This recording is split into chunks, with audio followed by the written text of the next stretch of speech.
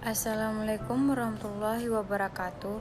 Perkenalkan, nama saya Filzasari, NIM 21021017, Prodi Administrasi Publik, Universitas Malikus Saleh.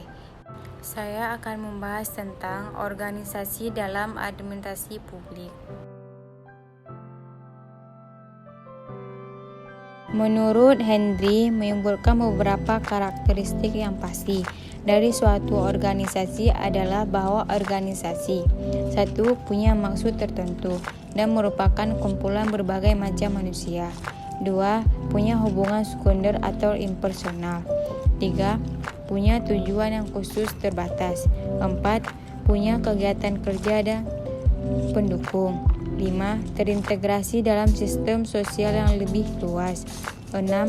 Menghasilkan barang dan jasa untuk lingkungannya serta sangat terpengaruh atas setiap perubahan lingkungan.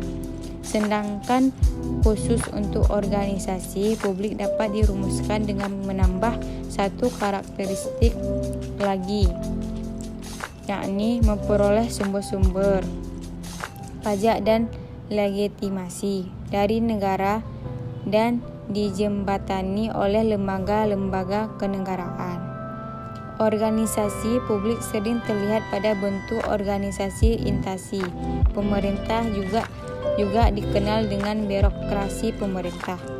Istilah birokrasi ini diberikan kepada instansi pemerintah karena pada awalnya tipe organisasi yang ideal yang disebut birokrasi merupakan bentuk yang diterima dan diterapkan oleh instansi pemerintah. Ini kita dapat membedakan antara organisasi formal dan organisasi informal.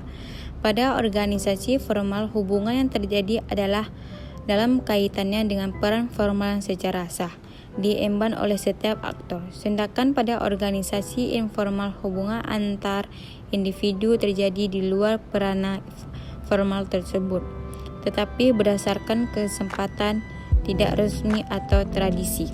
Dalam arena ini berbagai isu keorganisasian dapat muncul. Misalnya, bagaimana menentukan deskripsi kerja dan koordinasi kerja antar bagian dalam suatu organisasi, bagaimana mengatur mekanisme pelaporan yang efisien atau sistem pengendalian yang efektif dan sebagainya.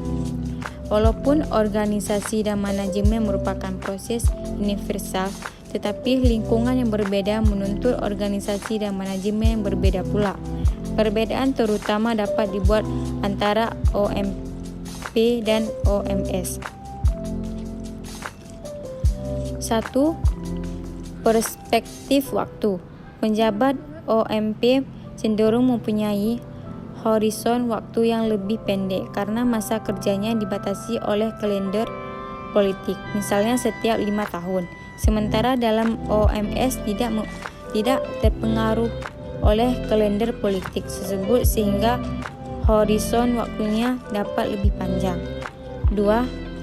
Lamanya menjabat karena faktor tersebut. Pertama, jangka waktu manajer puncak jabatan tinggi dalam OMP secara relatif lebih pendek dibanding masa jabatan dalam OMS.